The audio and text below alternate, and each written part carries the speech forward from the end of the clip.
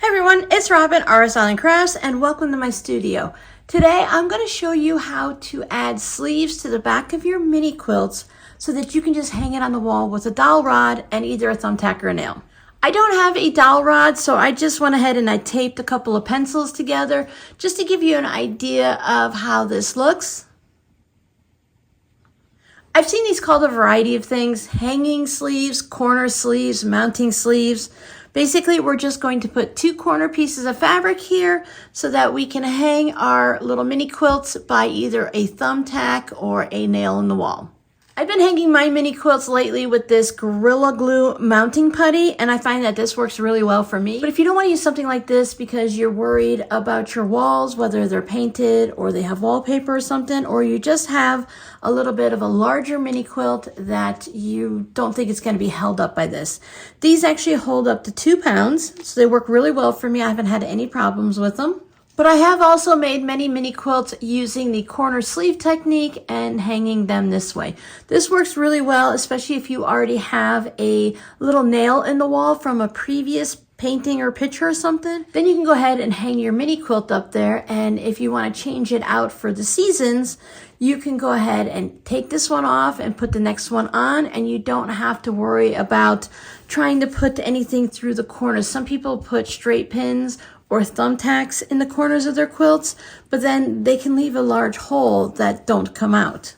This project is made from the Whole Country Caboodle Wanda the Witch Gnome. This came with all of the fusible pieces for that center gnome witch, and then I used my fabrics for the rest. I found this pattern on the Missouri Star Quilt Company's website.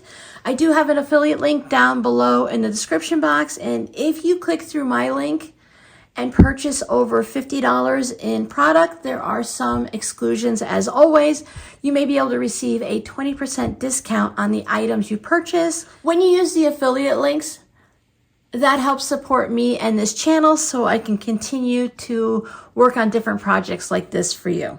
Having the pre-fused fabric and everything already chosen for me, I didn't have to think about anything except for the background fabric.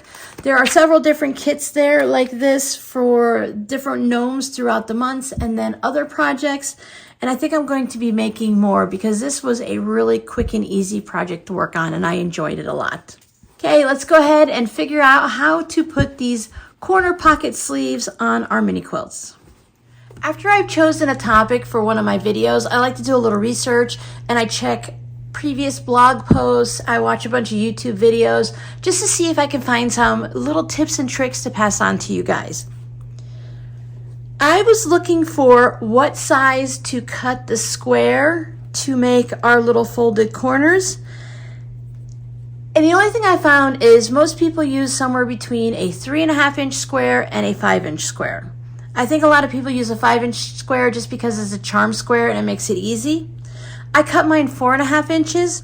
I wouldn't go below 3 inches because once the square is folded and put onto the back of the project, you need to have a certain amount of room here to be able to put the dowel rod in. So if your square gets smaller and smaller, you won't have enough space to actually hook onto it.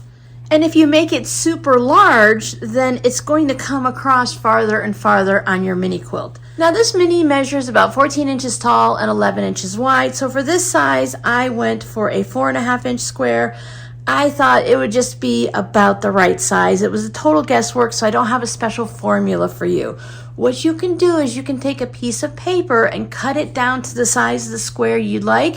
Maybe a smaller one. Maybe you want to do a 3-inch square and a 5-inch square. Fold your piece of paper corner to corner so you have that diagonal. Put 2 of them up into your project corners.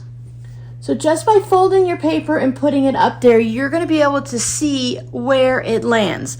So if it ends up being too small, make it a little larger. If it's a smaller quilt and your corners are so big that they overlap, then maybe you want to go for some smaller corners.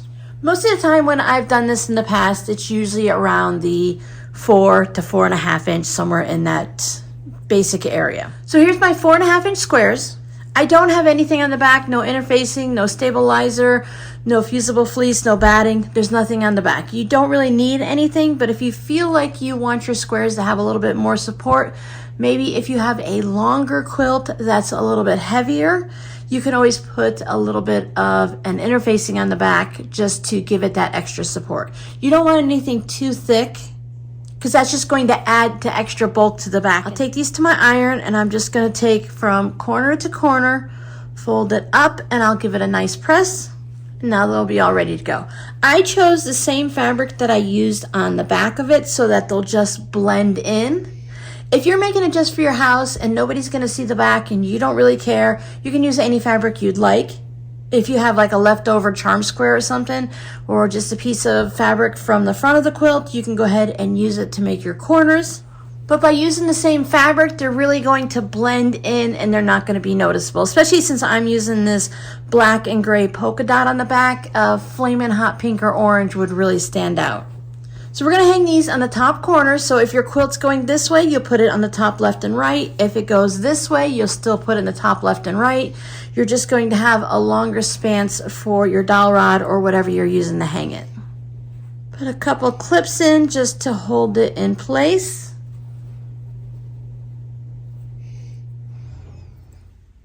You can, of course, use pins if you prefer. I don't have a dowel rod and I don't know where all my knitting needles are. I haven't unpacked them yet, so I created a pretend dowel rod. So I want to just test it out to see if that's going to fit in there nicely. So if I have not enough space here to where the dowel rod easily keeps popping out, then I would want to make my squares. And if my squares are too big and they're really close and I don't actually have a nice spot to hang my project from like this, then I would go ahead and I'd make my squares a little smaller. So you have time to adjust it before we get to the final point. Now, if you want, you can leave it just like this, have them pinned or clipped in place, and then you can go ahead and put your binding on. But I want to go ahead and stitch these down first so I don't have to worry if something shifts at all while I'm sewing my binding down. I don't want to have any issues. So I'm going to go ahead and just put a basting stitch down. Now, basting stitch is just a stitch that the stitches themselves are a little bit longer than your regular stitching. But you can also just use your regular stitching. I'm just going to bump mine up to about a 3.0 and stitch them down. I'll start here and then I'll just stitch up to the corner and I'll follow. I'll just keep sewing all the way across here because this basting stitch needs to be within the seam allowance. I'm going to be putting my binding down with a 1/4 inch seam allowance, so I want to make sure that basting stitch is less than a 1/4 of an inch, so between a 1/4 of an inch and the edge of the fabric.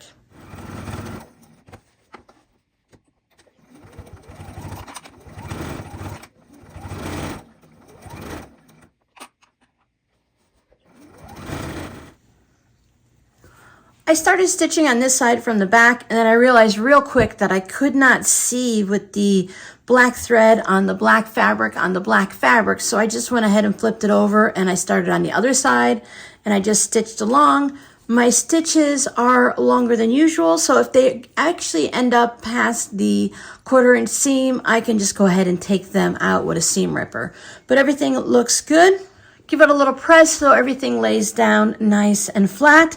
Now you're just going to go ahead and put your binding on. However you do your binding, whether you put it on the front and bring it to the back and hand stitch it down, or if you're like me and I'm going to stitch it to the back and bring it around to the front and machine stitch it down. If you're using pins and clips and you're not doing the stitching ahead of time, just make sure as you're stitching your binding down on one side or the other that you actually catch your pocket all the way around. Because that first round of stitching is what's going to secure it in place. And then if you're bringing your stitching to the back and hand stitching through, I just go ahead and hand stitch right through the pocket. I try every now and then to catch some of the batting, but if this is stitched down nicely the first time around, if you only stitch through the pocket to stitch your binding down, then it's going to be fine. I rarely hand stitch a binding on a mini quilt of this size, so I'm going to machine stitch mine down. I went and chose 1.5 inch binding and I'm using this black and white stripe. Again, I'm going to go ahead and stitch mine down on the back. I prefer to start stitching my binding down away from the little pockets just so that when I start and finish, I'm not dealing with all that extra bulk. There's my binding all stitched down to start with. Now just check around, see if you have any bits and pieces that are sticking out from where you sewed those corners on. And if you have a little bit, it's not a big deal. But if you have a significant amount that's going to interfere with you doing your binding, go ahead and trim those off. See, mine are all very, very minor. Nothing that I would actually worry about, but I trimmed them off just in case. Because we're folding our binding over, we don't want to add extra bulk into that area. Now I can go ahead and finish machine sewing my binding all the way around. I'll show you what it looks like. I love the way the black and white stripe just finishes off this little quilt. I think that was a fun choice. But what we're looking at today is the pockets. So here are the pockets. Let's see if my pretend dowel rod will fit up in there. So there you go. Now you could put a nail in the wall or a thumbtack in the wall and then just hang it from that. And even if it has the pockets in it and you don't want to use it, you can still use some type of a putty, like this mounting putty from Gorilla Glue. I've been using this now for a few months and I think it works really well on my walls and it holds up my smaller quilts. If your quilt was wider, you might need to add a little extra tab in the center if you want to still use a dowel rod. So if you were hanging it this way, for this size quilt, I still think it would be fine. But if you're just reaching those outer limits of what you're going to be able to hang with the dowel rod, you can make a little folded tab, and that would just be a piece of fabric. We'll just pretend with this scrap of batting. So I would make it something similar to when I make my handles for my tote bags, or just a tube that you can turn. In some way, you want it to be where there's no raw edges showing, whether you sew it right sides together and flip it, or you just bring your edges in, because you're going to be slipping a dowel rod through there. So you want to make sure that it's not going to get caught on anything. So then it would be folded up, and of course you'd want to make it wider, maybe 2 inches wide when it's finished. And you would do the same thing as you did with your corners, and you would just have that little tab like a hanging sleeve. It would just be a shortened version of a hanging sleeve that you could put there. So if you had a quilt that was really wide, that you still wanted to use the hanging pockets, then you would need to put that little thing there. And you would know, because when you just have this on, when you have the pins or the clips holding it, when you put your dowel rod in to test it, if your centerpiece here is kind of pushing out and sagging, then that means it's not being supported enough. Like right now, I have a nice straight line. It's being supported very well. If you're using a smaller quilt, you're making it maybe the size of a sheet of paper, 8.5 by 11, or it's a really small mini quilt that you're just putting a little square up on the wall, you might be able to just use a regular wooden pencil that's unsharpened in place of a dowel rod. Dowel rods can be picked up in so many places. You can even use a nice, clean, smooth stick from the backyard if that's what you'd like to use and it's the only thing you have.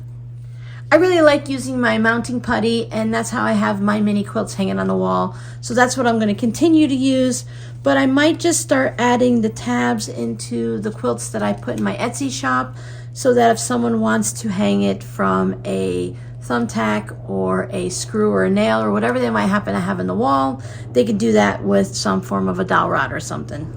So your scrappy word today is mini quilt. Do you enjoy making mini quilts? Do you make them often?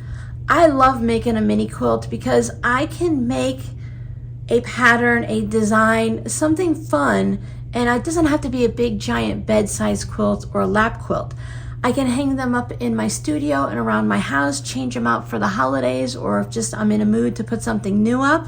If I want to test out something that I've either created in my mind, or if it's a new block pattern that I've seen, I can go ahead and just make 4 of the blocks, create a mini quilt, and I can see, do I want to make 35 of these blocks? Can I handle making it for an entire quilt, or was that just fun to make and now I can move on? So thank you guys so much for hanging out with me. I will see you in the next video. Bye!